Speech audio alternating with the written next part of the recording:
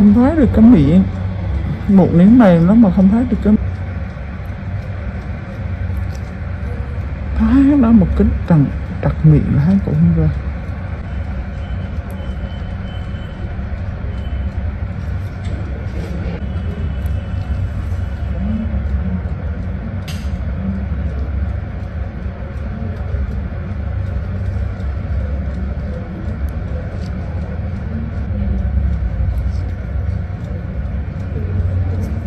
Cái trắng này lên trước rồi.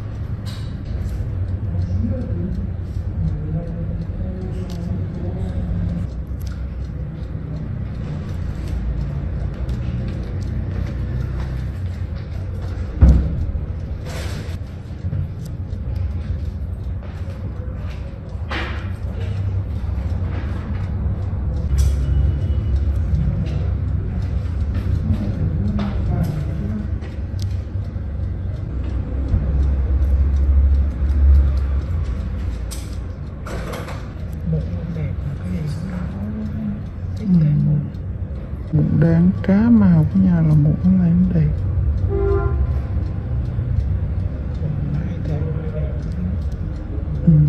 Đẹp.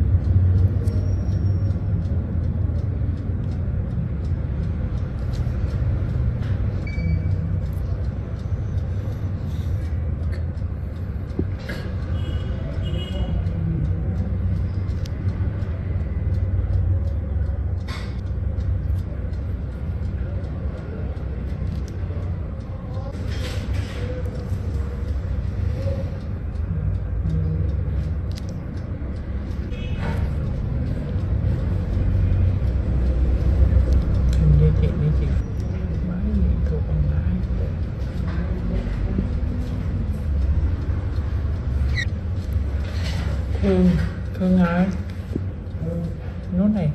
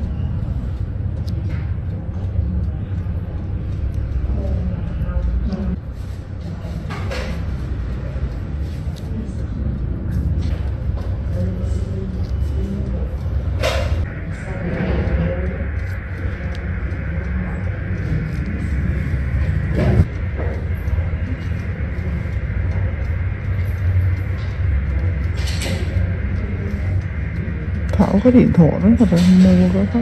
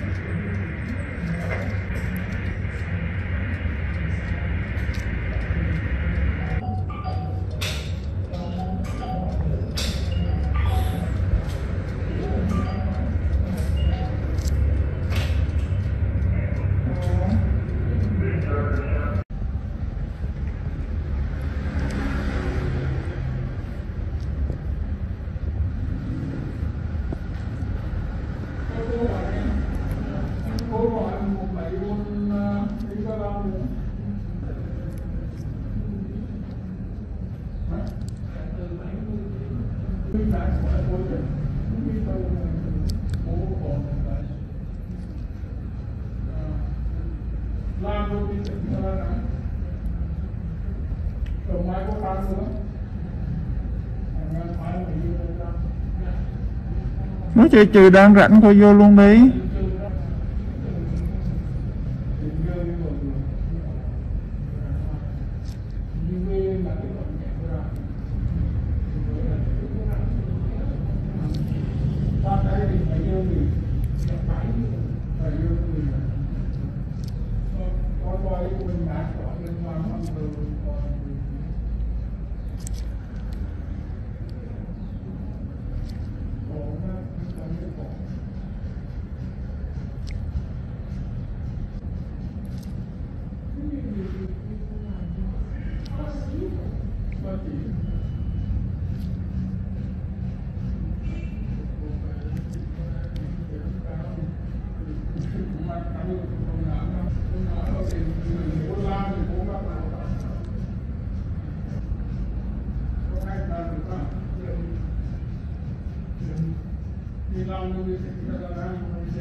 Giờ cổ trước đi Kiến.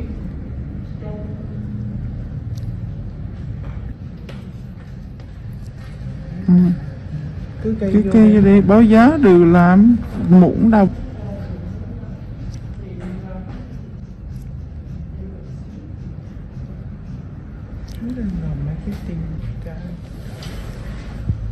Còn hồi nãy khách hủa làm nữa chứ mà hủa trì chân từ trên đến dưới lần bao nhiêu thì chỉ cần nghe là nố thôi em, bên chị đâu có đùa.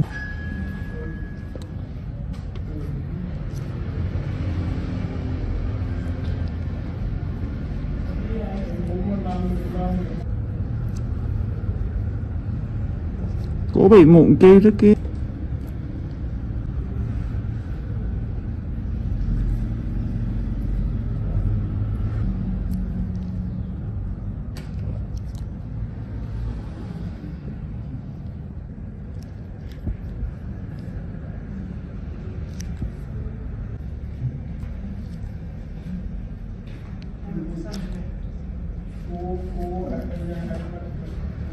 Để đó mày qua bên xem cho kia.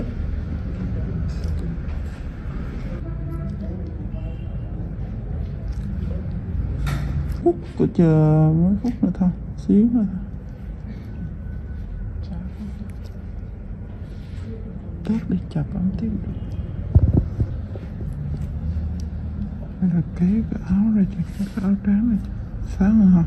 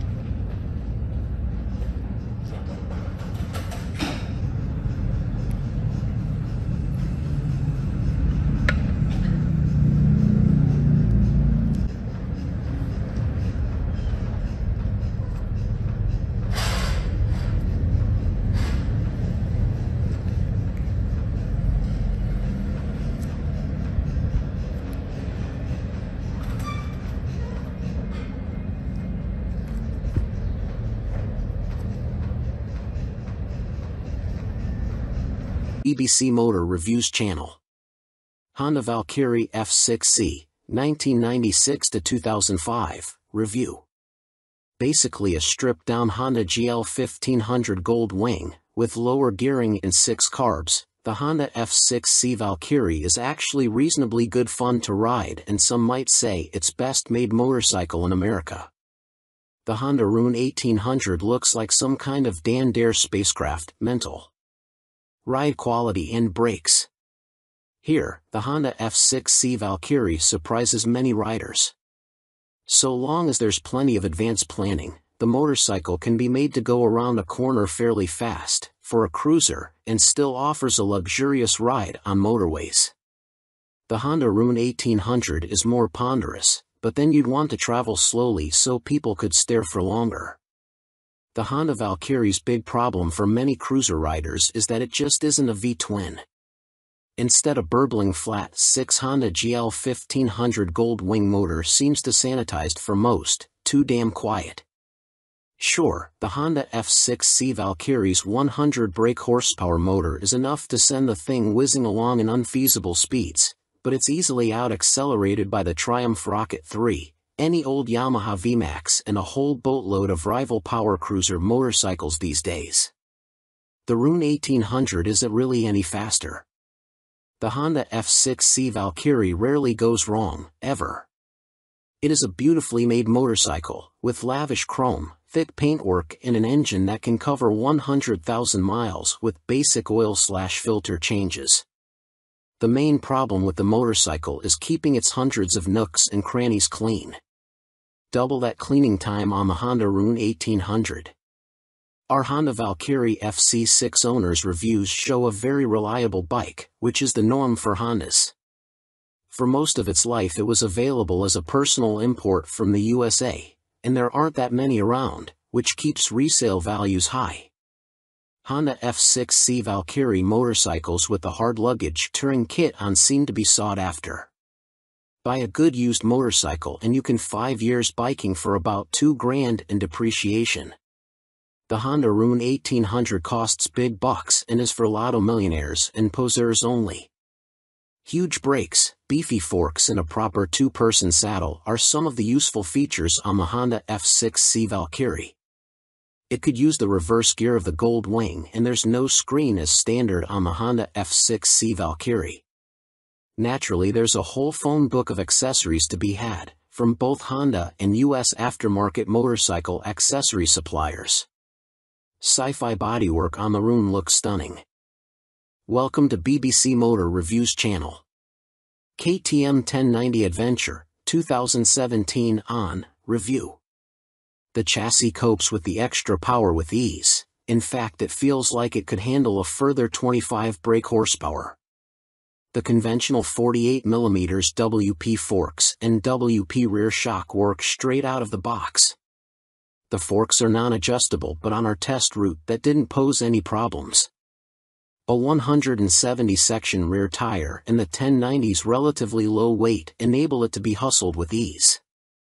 Boring it certainly isn't.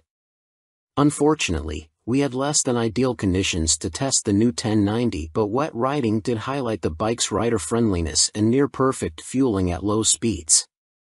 There are 3 riding modes: Sport, Street, and Rain, with an optional off-road setting. Each mode changes the engine characteristics and level of traction control intervention. Although it's called the 1090, the engine is the same 1050 cubic centimeters motor as used in the outgoing 1050 Adventure. In the old model, KTM restricted it to 95 brake horsepower, but they've unleashed an extra 30 brake horsepower for the 1090, pushing peak power to 125 brake horsepower and torque to 80.4 ft-lb. On the road, it deals like KTM have thrown a bottle of vodka into the punch bowl along with a dozen cans of Red Bull. The 1090 is much livelier and more fun to ride, yet still has the ease of use of the original 1050. Confusingly, KTM also offer a 95 brake horsepower version of the 1090, which can then be restricted further to 47 brake horsepower for those on an A2 license. KTM's LC8 engine is a proven motor by now, with few problems to report, and KTM's Adventure family are well built. The 1090 Adventure comes in much cheaper than the more premium competition, without skimping on quality. The standard price of £11,299 is good value, although the bike we tested would have cost £12,800. As the 1090 is the baby of the Adventure range, the spec doesn't quite match that of its bigger brothers, but you do get 3 riding modes as standard: Sport, Street and Rain. An off-road setting can be unlocked with the optional off-road pack, £243.78. Traction control and ABS are standard but not lean sensitive, and the TC can't be deactivated on the move. Old-style clocks remain. Welcome to BBC Motor Reviews channel. Cinis Akuma 125, 2022 on review. Priced at £2,599, the Akuma significantly undercuts the popular Honda MSX 125 Grom, which is its obvious target. And though my preference is for traditional-looking bikes with a retro feel, like the WK Scrambler or Cinis' own Outlaw, after riding the updated Akuma, I'm genuinely impressed. Ride quality and handling are altogether spot on, and though not the outright fastest, it's plenty quick enough. Yes, perhaps the seat leans you a bit too far forwards, and at 6 foot tall my knees are a bit high, but this aggressive style and involving feel make the Akuma a confidence-inspiring and solid first ride for any newcomer. If I wasn't a skint student on part-time wages, I'd buy one without a moment's hesitation. Can't say much more than that. For 2022, the Cinis has larger 14 inches wheels, upgraded from the previous 12 inches. Still small, they improve handling and give a stable feel around corners, while still making the Akuma very agile at low speed and in close quarters. The handling is smooth too, thanks to the suspension and low center of gravity, and with the seat pushing you forwards you can really feel every inch the bike. Leaning forwards into corners and tucking in on the straights, the Akuma might be a modern monkey bike but rides like, well, a proper bike. They call it the Mini Monster, and it deserves the nickname, being a down-to-earth yet modern bike that both looks and rides the part. Being angled steeply forward means the seat does affect comfort, and with the abrupt shape of the tank you need to be gentle with the brakes. The Akuma is also very compact. It's physically smaller than my own WK Scrambler 50. However, although perhaps better suited to smaller riders, with its 820mm seat height, the Cinis happily supports 6 feet of teenager. Both the front and rear brakes very good, and they're combined, which means the front is linked to the rear. There's no ABS, however. Being air-cooled instead of liquid-cooled doesn't really match the modern style of the Akuma, and with 9.7 brake horsepower it's not as powerful as other more modern bikes. However, this also means welcome simplicity, and you'll get your money's worth of reliability. It's also fast enough. Accelerating sharply and with a more than adequate 67 miles per hour indicated top speed, the Akuma feels swift and has the smoothest, easiest gear change of any 125 cubic centimeters bike I've ridden. Most noticeable of all the Akuma's features is the 3-tiered exhaust. It's not just an eye-catching MV Agusta styling trick, but 3 fully functioning pipes that sound ace as well as looking great. With aggressive shapes, new blacked-out finishes, steel trellis frame, which is non-structural, and its raised tank giving the look of an arched back and so resembling a big cat, go on, imagine, riding the Akuma makes me feel like I stand out from the crowd. Which is important for the teenage market. Switchgear, components and overall finish look and feel pretty good for a $2,500 bike. Some fasteners and smaller parts will need coating with anti-corrosion treatment for winter use, but that's true of some bikes costing 5 times as much. And overall the Cinis does a good job of disproving preconceptions about cheap, flimsy Chinese bikes. Honda's trendy MSX 125 Grom costs £3,849. Yes, it's a bit nicer finished than the Cinis and will hold its value better, but it's only got the same power, and the extra £1,300 over the Akuma can be a big ask for a cash-strapped teen. Benelli's TNT 125 is also made in China and costs the same as the Cinni's. It's got a couple of horses more and a neat-looking trellis frame, but it's also a tad gaudy and in your face. Picking between them is as much down to their image and personal preference as anything else. Tech fan? You'll be interested to learn that the display now has multiple color options as well as brightness settings. At first, I thought it was just another knick-knack, however it is helpful especially in changing weather or when looking through a tinted visor. And it's like socks with days of the week on, every day can be a new color. The display is also crystal clear and comes with a small array of function as expected: time, trip, odometer. Something that I quite like are the large buttons that the Cinni's uses. None of this tapping the wrong control malarkey. Just big simple buttons, easy as you like. 2019, Cinni's Akuma launched late in the year as a 2020 model. Modern monkey bike with air-cooled 4-stroke single and 12-inch wheels. 2022, upgraded with larger wheels, jazzy new clocks, plus more refined styling and colors. Replacing the stock bike's KYB suspension, the SP features Gen 2 Öhlins semi-active suspension, NIX 30 SV forks and a TTX 36 SV shock, which automatically controls the damping levels while leaving spring preload manually adjustable. Featuring spool valves rather than traditional needles valves, which Öhlins claim deliver faster adjustment and a more accurate responsiveness at the low and high ends of the adjustment range, the SP suspension can be set in one of 3 semi-active damping modes, A1, A2 or A3, or one of 3 manual setting, M1, M1 or M3, which remove the semi-active function and allow fixed damping settings to be selected via the dash. An incredibly impressive system, the semi-active suspension responds to undulations in the road surface instantly, smoothing them out and making the SP feel like it is gliding over the bumps. Harsh ones still give you a kick, but unlike on a conventional system, the semi-active damping instantly recovers and keeps the MT nicely composed, a feature that reduces its tendency to shake its head when exiting bends under hard acceleration. On the UK's roads, A2 is the best option for bumpy B roads where A1 suits fast, smoother road better, and A3 is more for straight-line cruising, as when the pace ups it feels a bit soft at the rear end. And the SP's brakes are better too. Fitting braided steel lines can make a bike's brakes feel horribly dead at the lever as they lack rubber lines comforting initial squish. However, on the SP there is still enough feel to allow you to apply small amounts of pressure accurately via the new Brembo Radial Master cylinder. They don't scream race bike and aren't as fierce in their bite as some rivals' setups, but are fine for use on the road, and it is great to see the SP and stock MT now featuring cornering ABS thanks to the addition of an IMU in this latest generation. Good and bad news with the new Euro 5 compliant engine.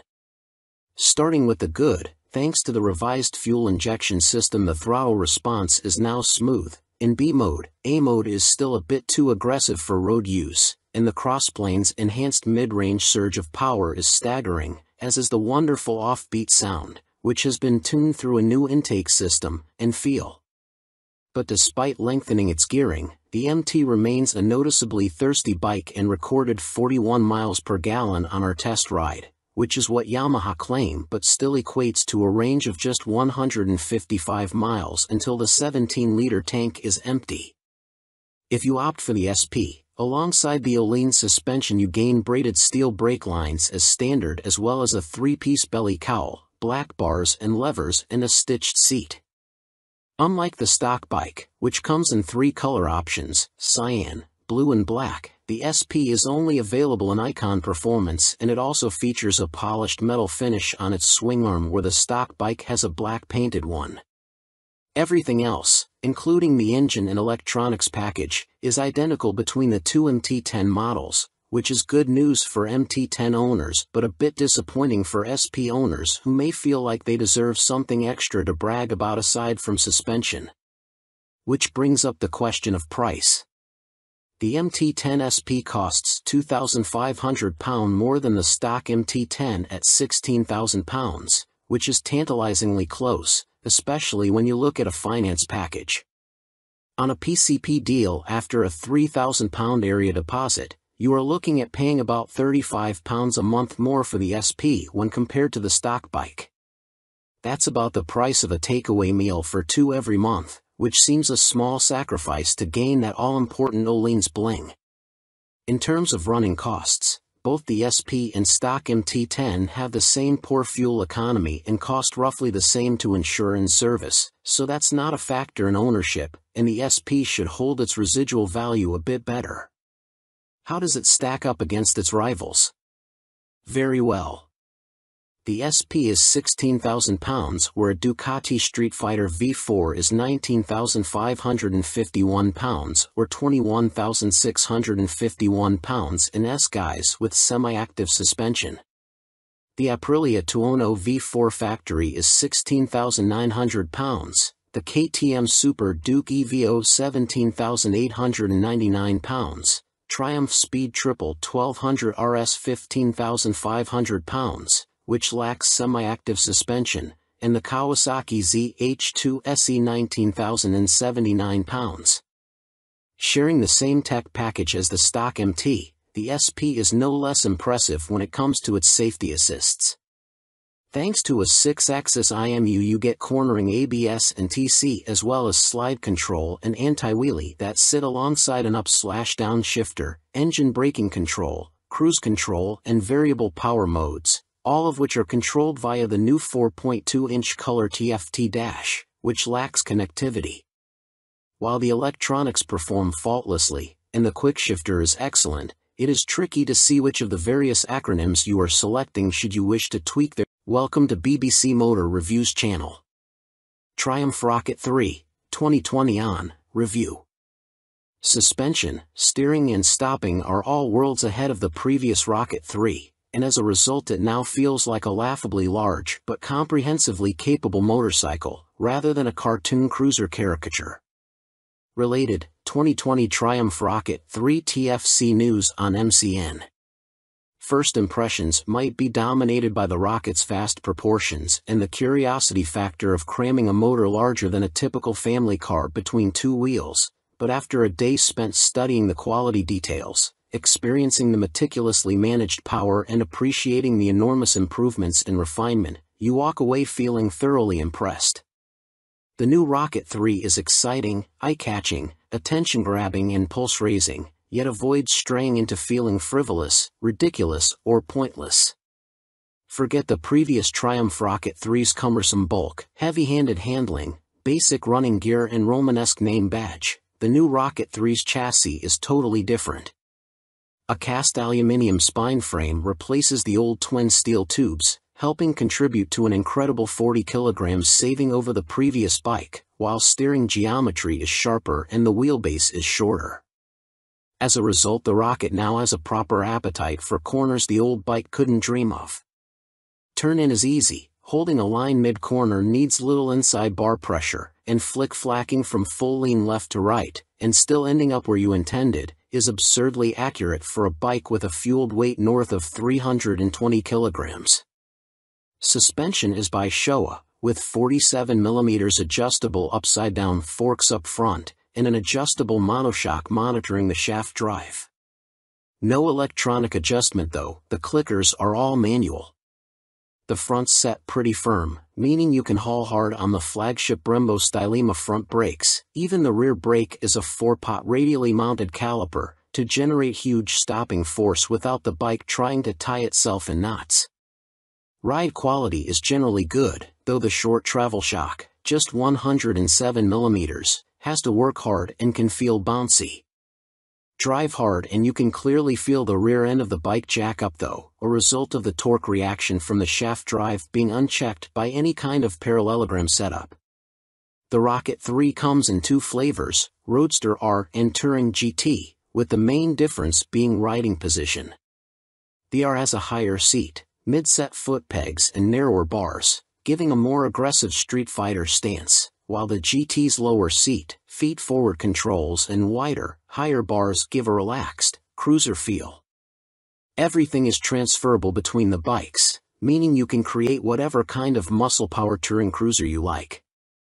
Into the bin goes the Rocket 3's 2,294 cubic centimeters triple, replaced by this all-new, gruntier, smoother, cleaner, stronger and smaller 2,458 cubic centimeters engine. Huge 110.2 mm pistons eclipse the old 101.6 mm items, while stroke is significantly reduced, down from 94.3 to 85.9 mm, allowing Triumph to make a shorter motor.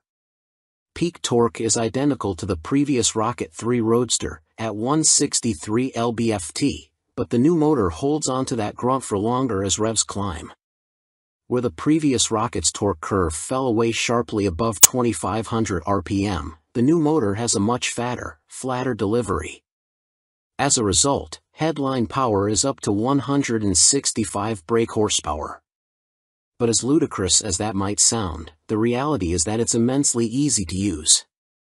All that prodigious power is carefully controlled by the ride-by-wire throttle and predictive, lean-sensitive traction control, while output is restricted in lower gears and top speed is electronically limited to 138 miles per hour.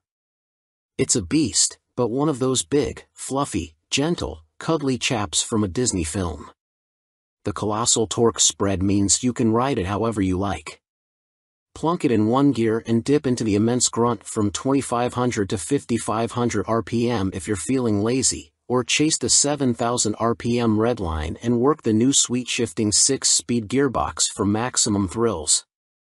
There's even an optional 2-way quickshifter in Triumph's accessory catalog, if you like changing clutchlessly. It's a completely new machine from nose to tail, so only time and miles will deliver a verdict on reliability. Service intervals are set at a car like 10,000 miles, suggesting the motor is in a fairly mild state of tune and Triumph have confidence in it. Looking over the bike in the metal, everything appears high quality, as you'd expect for 20,000 pounds. The exhaust headers are a particular highlight, the welds look neat, while the hydroformed curves are apparently a huge pain to produce. Everything seems tucked away neatly, there are no vulgar cables or hoses dangling about anywhere, and wiring runs inside the handlebars. Details like the Monza-style petrol, coolant and oil filler caps are pleasing, while the clever flip-out pillion pegs are a neat design. Our Triumph Rocket 3 owners' reviews show there have been some issues for some buyers, in particular corrosion, electrical and mechanical problems. Seemingly the rear brake can often stop working, for example, and needs attention from a dealer. Have a good read through before going for a test ride. Clearly it's not a cheap bike, though an ultra-capacity extreme muscle cruiser never was going to be. The Rocket 3R is 19,500 pounds on the road, that includes almost all the gadgets, apart from the 2-way quickshifter and the heated grips. The GT version, which includes the heated grips, a fly screen and a pillion backrest, is 20,200 pounds. Both are roughly on a par with Ducati's Diavel 1260S, 20,041 pounds. A Harley-Davidson Fat Bob 114 starts at 15,825 pounds, but doesn't have a fraction of the Triumph's tech, torque, pose or poise. If you want to go properly left field, a Moto Guzzi MGX21 is 19,999 pounds. Running costs probably won't be any kinder on the wallet. Triumph claimed the motor returns 41 miles per gallon, but our test ride suggests it's closer to 35 miles per gallon. That 240 section, 16-inch rear tire isn't cheap either. Picking the bike up in March, I have had a headlight replaced under warranty, main beam sticking on, and the second which has really put me off was the rear brake losing all braking power. It has been back to my dealer who changed the fluid for a better one but was told that Triumph know there is an issue and they are working on it. I thought anything to do with brakes on a 163 pounds of torque monster would be the #1 agenda. First service only. The fuel economy is not bad so far, 43 to 45 miles per gallon. That is with occasional spirited riding thrown in. 2 stars is because after 6 months I was offered £13,500 from the dealer to buy it back. Even WBAB offered considerably more, so not much faith in the brand and will likely be going back to BMW. Equipment. The Brembo brakes are top-notch.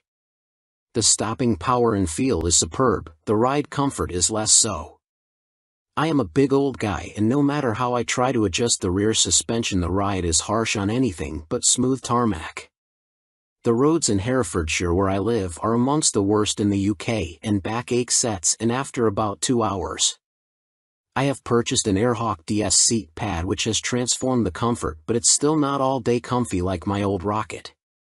The tank is so wide you have to ride legs apart which at motorway speeds the wind blast makes your hips ache trying to keep tucked in. In the end I made and fitted a pair of Perspex front fork air deflectors to solve the discomfort. I didn't go for the quick shifter or the navigation package as for me they don't offer much in the way of the overall riding experience. The TFT display is good but on some settings it is too fussy and hard to read. I opt for the screen that shows speed, revs, gear selection and fuel status. That's enough for me. There are a few niggles with this bike that could be better. The original screen doesn't give much wind protection and the rear hugger design is total crap. In the rain you get covered in road crud halfway up your back. I bought an aftermarket hugger which left some wiring exposed so I ended up fitting this over the top of the original hugger, problem solved. I purchased the accessory panniers and rear rack to give the bike some touring capability. These panniers are okay but are quite small and are not as rigid as I would have liked. The optional rear rack is stated as only good for 3 kilograms which means fitting my fully loaded Kuryakyn Grand Tour bag on the rear may be more than it can withstand. Guess I will soon find out as there is little room on the pillion seat. One of the best design features on this bike are the fold-away pillion foot pegs and the folding pannier mounts. If anyone is thinking about buying this bike for some serious touring then you will need a few aftermarket bits to iron out its touring limitations. Welcome to BBC Motor Reviews channel.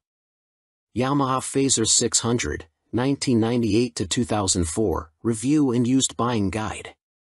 Related, Easy Fit Kit turns Yamaha Fazer 600 into retro race rep.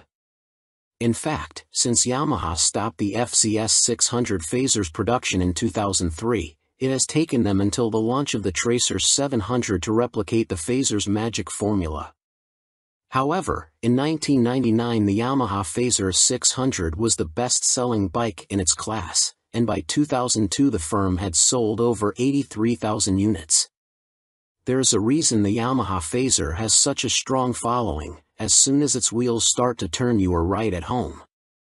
It is ease personified and most of this warm feeling comes from the wonderful motor. With the Fazer, Yamaha got the basics right and that's what makes it such a great bike. The tank range is long, the seat comfortable, the fairing effective, the brake sharp and the motor strong in the mid-range and extremely reliable. The suspension may be a bit baggy, but if that's the Yamaha Fazer's only real fault 22 years after it was launched then that's not bad going. Useful Yamaha Fazer 600 specialists include www.foc-u.co.uk and yamahaclub.com. Read on for our full used buying guide. Ride quality and brakes. Launch impressions. When you push the Yamaha Fazer 600 to the limit, which is easy with those blue dot or 1 brakes up front, it dives a little bit and loads up the front end. It waggles a bit, but the handling is generally confidence-inspiring and if you take it steady you could ride to Budapest on a Yamaha FZS 600 Fazer and feel no severe aches or pains. Yamaha Fazer 600, what does it ride like now? With limited suspension adjustment, post-2000 models have variable damping in their forks. The Yamaha Fazer is a bit wobbly in the corners and the Sumitomo calipers shared with the R1 quickly overwhelm the forks when you brake hard. But where on some bikes this is an annoyance, on the Fazer it makes you giggle and adds to the amusement factor. There's just under 100 brake horsepower in the Yamaha FZS 600 Fazer's detuned, Thundercat 600 cubic centimeters, 4-cylinder engine, and that's plenty for backroad fun, as well as motorway commuting if needs be. The Yamaha FCS 600 Phaser delivers its power in a wide spread, and the 6-speed gearbox is there if you feel like playing tag with sports bikes. Yamaha Phaser 600. What's the drivetrain like now? The inline-4 is beautifully smooth and has that lovely mid-range pull you get with an old long-stroke unit. It's not revvy or buzzy like the FC6's engine, it's just silky smooth and full of drive.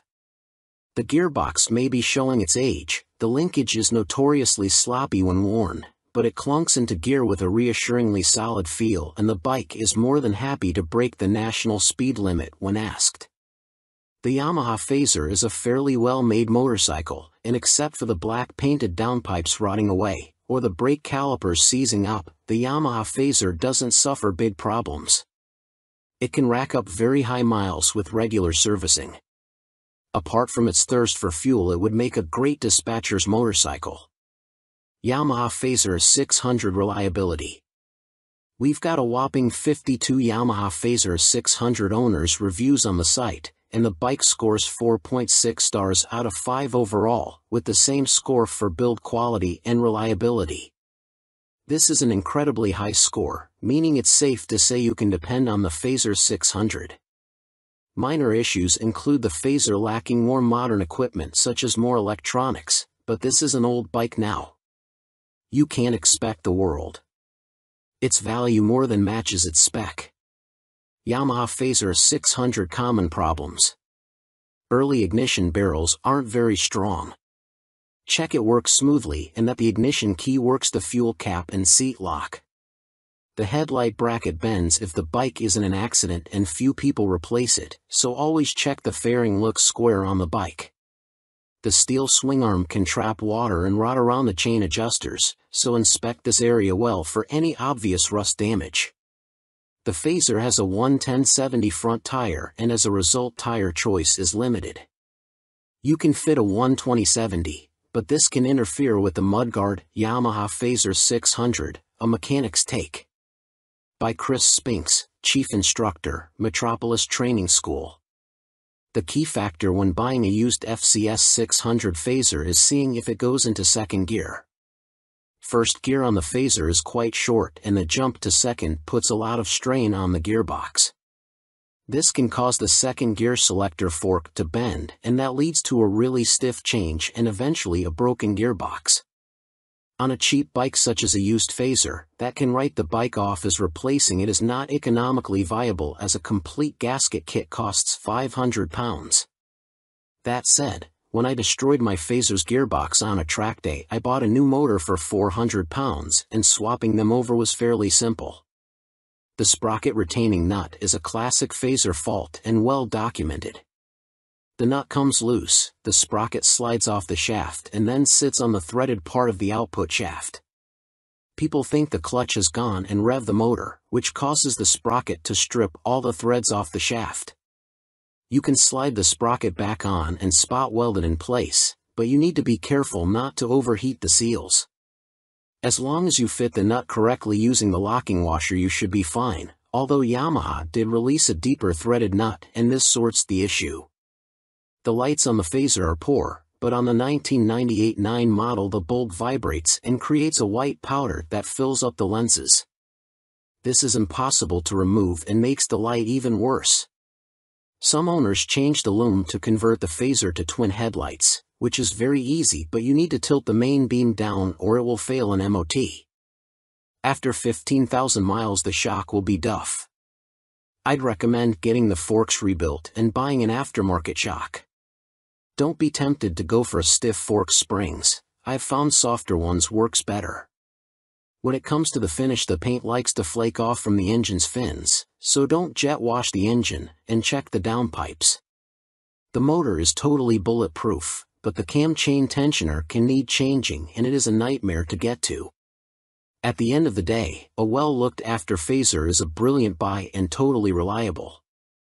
At the training school we would see them cover over 65,000 trouble-free miles with only oil changes.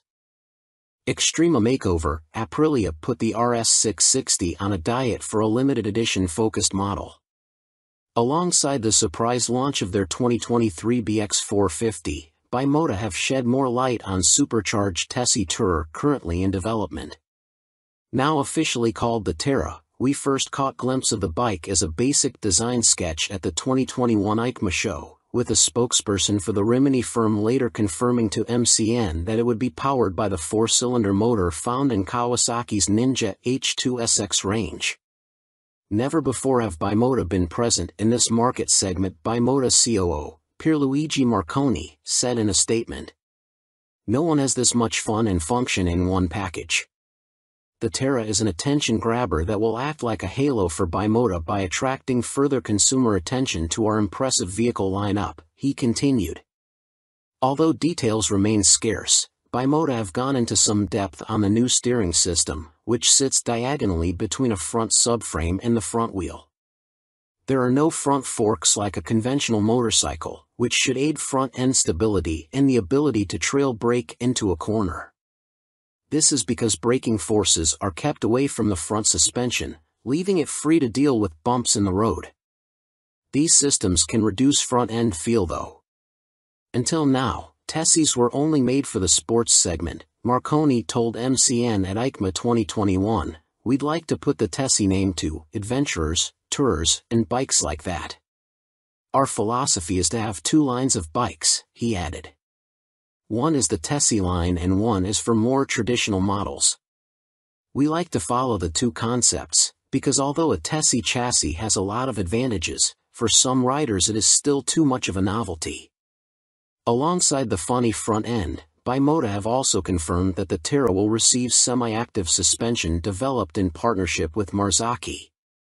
The ride height can also be adjusted either manually or electronically by 30 mm.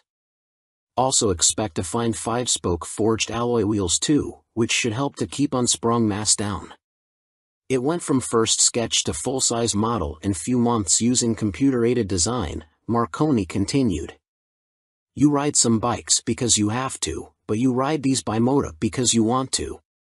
Terra will appeal to enthusiasts of all ages because the design draws you in, and the performance keeps you there. Superior performance. Brough step up Aston Martin partnership with more powerful AMB 001 Pro. Luxury boutique brand Brough Superior have once again teamed up with supercar experts Aston Martin to create yet another outrageous, limited-run track day machine. The AMB 001 Pro made its debut at the EICMA trade show in Milan and follows in the footsteps of the first-generation €98,000 AMB 001. Which entered the public consciousness back in autumn 2019 and has since sold out. The standard track-only 001 features a turbocharged 997 cubic centimeters liquid-cooled V-twin engine that sits as a stressed member in the chassis. The 175 kilograms, dry, Pro uses a CNC machine version of this unit as a stressed member with a claimed 25% increase in power to 221.9 brake horsepower. There's also carbon fiber bodywork said to be inspired by Aston Martin's 1,000 brake horsepower Cosworth-built 6.5-liter V12 Valkyrie AMR Pro hypercar. The success of its predecessor, coupled with the incredible Aston Martin Valkyrie AMR Pro, inspired us to get together again to create a new superbike, one that we know will excite our customers, Brough Superior CEO Thierry Henriette said. We are particularly proud of the new engine type, with a crankcase fully machined from solid billet aluminium, which is a unique feature for a production motorcycle. With the marked increase in power, this takes AMB 001 Pro into the hyperbike sector. Machined from AL 5000 solid billet aluminium alloy, the uprated motor also gets a new cylinder design, with wet cylinder liners for greater cooling, which should help with the longevity over prolonged hard use. Limited to 88 units in total, the Pro will not be homologated for the road and will be built by hand at the Brough factory in Toulouse, France. Orders are now being taken, with the first deliveries expected in the final quarter of 2023. The bike shown at EICMA was a prototype. It's a beautifully simple formula. Form plus technology equals performance, Marek Reichman, Executive Vice President and Chief Creative Officer of Aston Martin, said. "We've achieved this fluidity again with BRAF Superior for those who desire a track superbike like none other.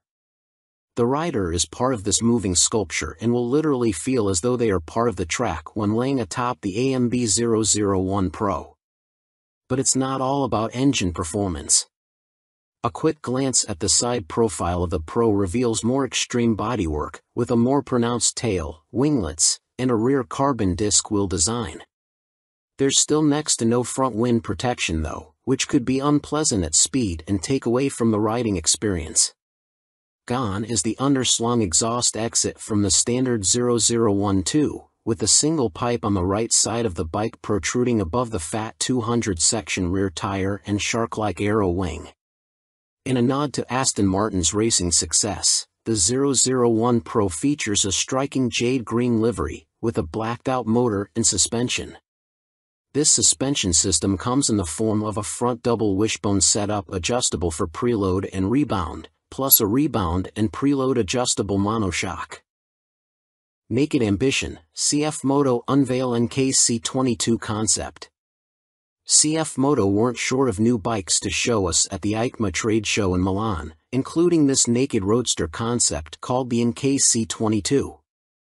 The bike uses an 800 cubic centimeters parallel twin engine, presumably the same KTM 790 lump used in KFMoto's 800 metric tons models, but wrapped in a lightweight, sporty chassis. This concept version is covered in forged carbon bodywork with an engine fairing that doubles up as an aerodynamic wing. Front forks are heavy-duty upside-down units and look to be fully adjustable, while at the back a stylish single-sided swing arm holds a rear wheel blanked off with carbon inserts. CF Moto reside at the economical end of the motorcycle market, and so even this concept version gets J.1 brakes rather than the full Brembos used on last year's track-focused SRC21 concept. Twin SC Project exhausts complete the aggressive, sporty look and would, from the looks of them, far exceed UK homologation noise limits, so expect something more sensible on the finished bike. The M button on the left switchgear and the word Street on the bottom of the TFT dash display suggest that a selection of rider modes is available with up and down buttons for cruise control also included.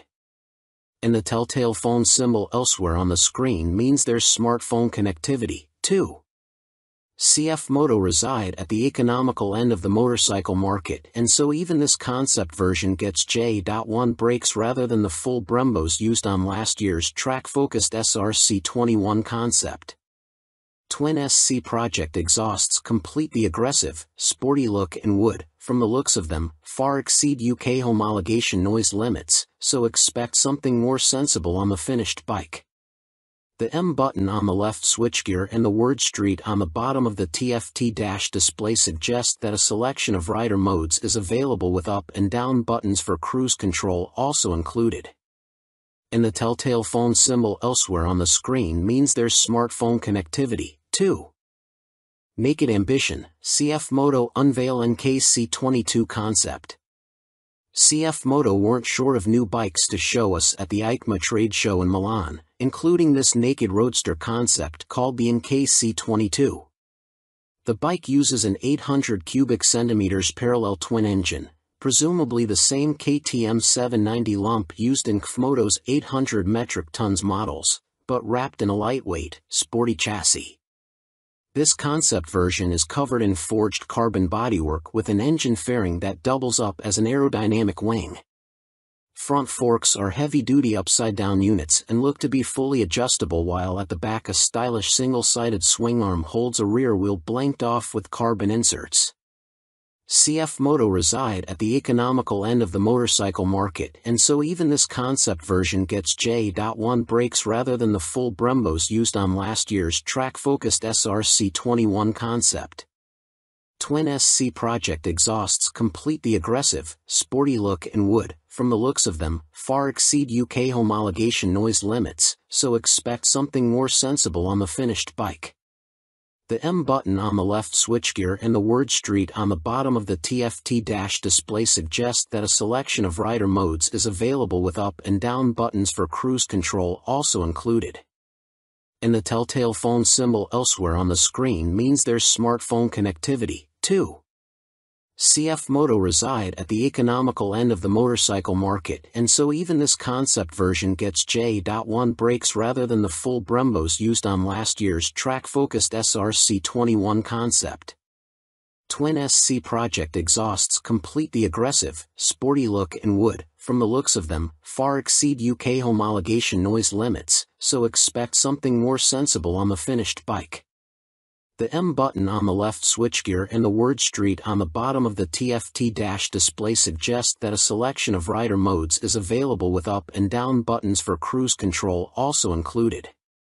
And the telltale phone symbol elsewhere on the screen means there's smartphone connectivity, too.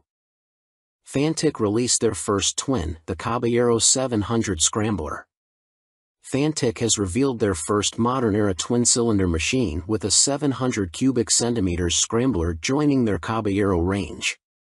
Fantic are making the most of their partnership with Yamaha, announced at the beginning of 2021, as the bike uses the 689 cubic centimeters, liquid-cooled Euro 5 engine seen in the MT-07, Tenere 700 and R7. There has been no retuning of the CP2 twin either, as Fantic claim the Caballero will hit the showrooms in April next year, boasting 75 brake horsepower and around 50 lb.ft of torque, identical to the R7 and considerably more than the 40 brake horsepower and 31 lb.ft of torque of the Caballero 500 Scrambler. Elsewhere, the 700 sports the same 19 inches front and 17 inches rear, aluminium, spoked wheels as its small-capacity sibling. The engine sits in a single backbone-style frame made from CRMO steel attached to an aluminium swing arm, giving it a wheelbase of 1,460 mm, 35 mm longer than the 500 version. One of the most immediately obvious differences between the two capacity scramblers is the exhaust system. The new 2-1-2 setup runs under the engine, over the swing arm to exit in roughly the same position. Both machines have a seat height of around 830 mm. Connecting frame to wheel will be a 45 mm upside-down fork made by VRM Marzocchi. The Italian manufacturer also supplies the rear monoshock with preload adjustment. Brembo is the manufacturer of choice for the calipers, with a 4-piston unit gripping the 330 mm front disc and a 2-piston, 245 mm setup on the rear. In another first for Fantic, cornering ABS will be standard on the 700. The system will sense the bike's lean angle and fine-tune the braking response accordingly. Traction control also makes its debut to the Fantic lineup, with both rider aids and 3 rider modes, road, off-road and custom, manipulated via a 3.5 inches TFT display with Bluetooth connectivity. A 14-liter fuel tank may be a little on the small side, although the claimed 180 kg curb weight should prove competitive when it comes to commuting or a bit of backlane scratching. An expected price tag of around £9,000 may put some off, although stylish looks, proven engine and handling potential could tempt many. Stuart Prestige. By Stuart Prestige. All-weather rider with a penchant for long tours and hours in the saddle. You may also like.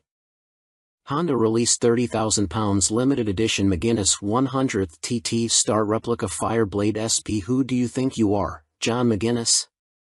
Well, now you really can live out your TT fantasies, as Honda reveal they will build 30 examples of this CBR 1000RR Fireblade SP John McGuinness 100th TT Start Replica Edition in celebration of the road racing legend's phenomenal accomplishments on the island. The headline visual difference from the stock bike is the bold replica of the paint job John raced with for his 100th TT Start.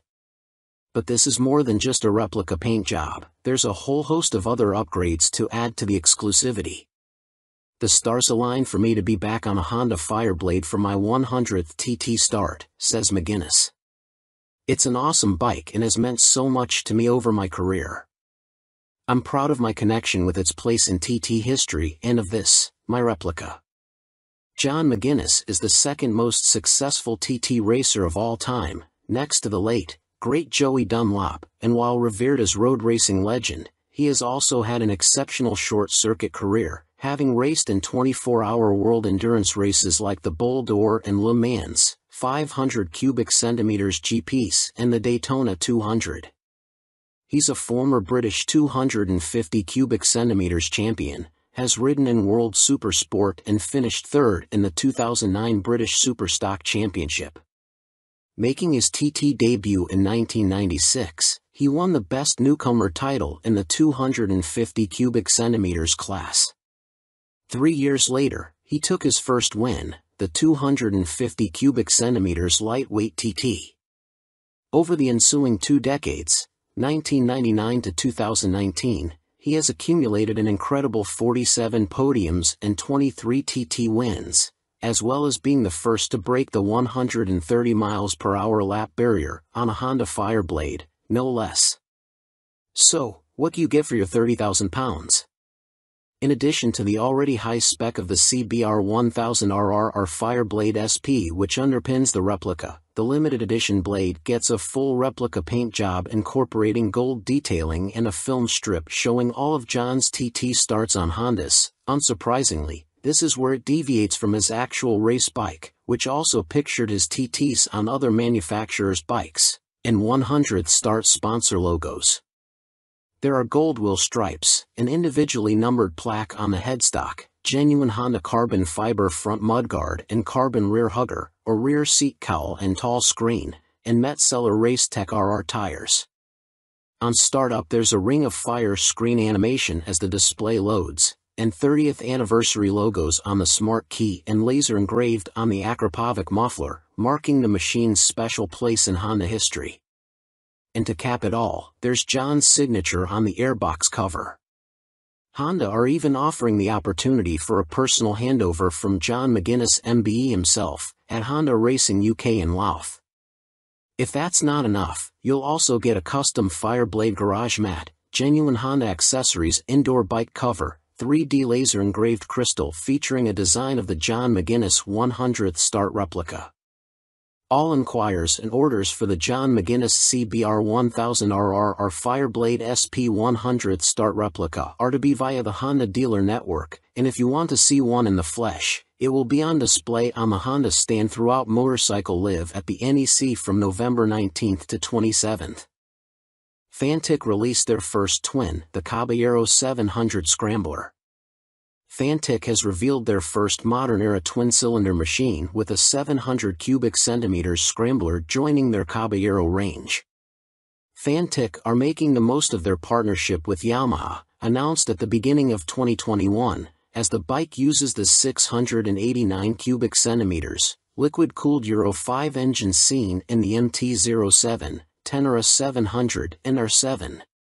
There has been no retuning of the CP2 twin either, as Fantic claim the Caballero will hit the showrooms in April next year, boasting 75 brake horsepower and around 50 lb.ft of torque, identical to the R7 and considerably more than the 40 brake horsepower and 31 lb.ft of torque of the Caballero 500 Scrambler. Elsewhere the 700 sports the same 19 inches front and 17 inches rear, aluminium, spoked wheels as its small capacity sibling. The engine sits in a single backbone-style frame made from CRMO steel attached to an aluminium swing arm, giving it a wheelbase of 1,460 mm, 35 mm longer than the 500 version. One of the most immediately obvious differences between the two capacity scramblers is the exhaust system. The new 2-into-1-into-2 setup runs under the engine, over the swing arm to exit in roughly the same position. Both machines have a seat height of around 830 mm. Connecting frame to wheel will be a 45 mm upside-down fork made by VRM Marzocchi. The Italian manufacturer also supplies the rear monoshock with preload adjustment. Brembo is the manufacturer of choice for the calipers, with a 4-piston unit gripping the 330 mm front disc and a 2-piston, 245 mm setup on the rear. In another first for Fantic, cornering ABS will be standard on the 700. The system will sense the bike's lean angle and fine-tune the braking response accordingly. Traction control also makes its debut to the Fantic lineup, with both rider aids and 3 rider modes, road, off-road and custom, manipulated via a 3.5 inches TFT display with Bluetooth connectivity. A 14-liter fuel tank may be a little on the small side, although the claimed 180 kilograms curb weight should prove competitive when it comes to commuting or a bit of backlane scratching. An expected price tag of around £9,000 may put some off, although stylish looks, proven engine and handling potential could tempt many. Stuart Prestige. By Stuart Prestige. All-weather rider with a penchant for long tours and hours in the saddle. You may also like 70s Superbike Stunner, MV Agusta Super Veloce 1000 Serie Oro. MV Agusta may not have been directly participating in the EICMA show in Milan last week, but it didn't stop them stealing the headlines with this stunning Super Veloce Serie Oro.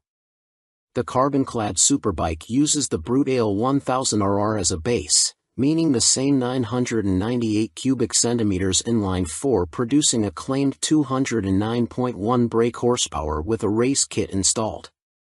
Inside this motor, you'll find a countershaft that rotates at twice the speed of the primary drive shaft with the aim of reducing vibrations and promoting faster cornering. You also get the same frame and single-sided swing arm, but now clad in carbon fiber bodywork inspired by MV's 1972 500 GP Racer. Sitting alongside the smaller, 3-cylinder Super Veloce 800, the Serie Oro is planned to hit dealers in the middle of next year at a price of approximately £50,000. In total, 40 elements of the bike are finished in carbon fiber, including a set of winglets that MV claim produce 39.2 kilograms of downforce at 199 miles per hour. You also get carbon fiber disc brake covers, which attempt to pay tribute to the drum brakes of old whilst also cooling the calipers, essential on a bike capable of such high speeds.